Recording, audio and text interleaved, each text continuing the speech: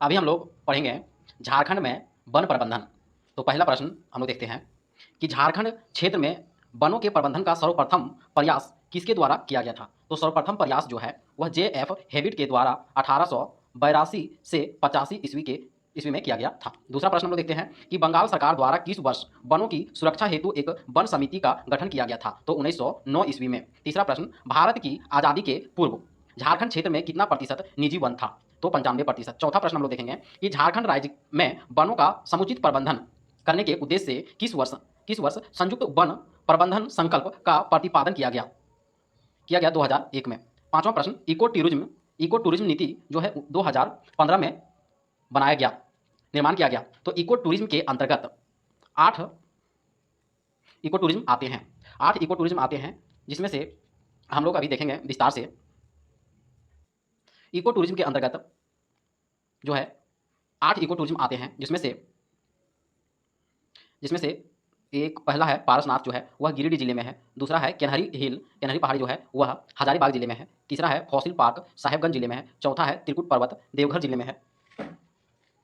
पांचवा है पलामो व्याघ्र परियोजना लातेहार में है। छठा है तिलैया डैम कोडरमा जिले में है। सातवां है नेत्रहाट लातेहार जिले में है। आठवां है दलमा गज अभ्यारण्य जमशेदपुर पूर्वी सिंहभूम जिले में है।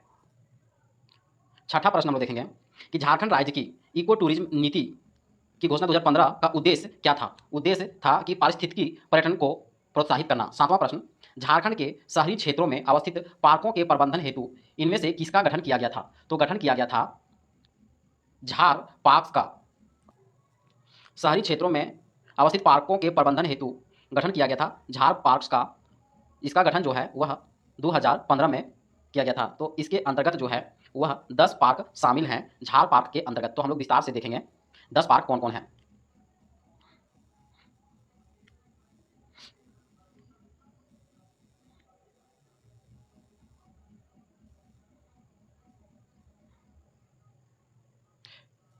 झार पार्क का गठन 2015 में।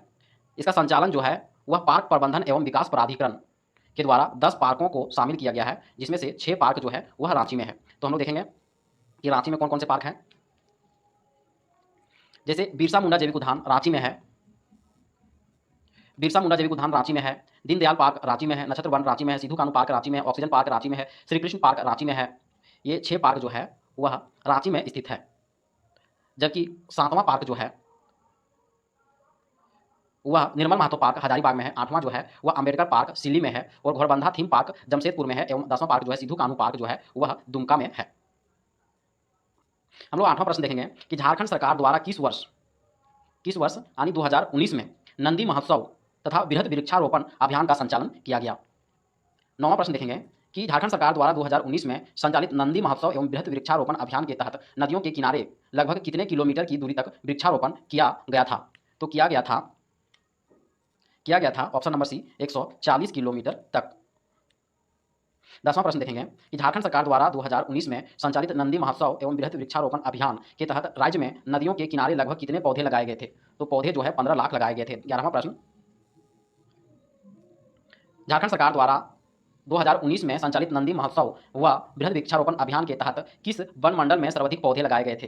तो सर्वाधिक पौधे जो है वह रांची वन मंडल एवं जमशेदपुर वन मंडल में लगाए गए थे।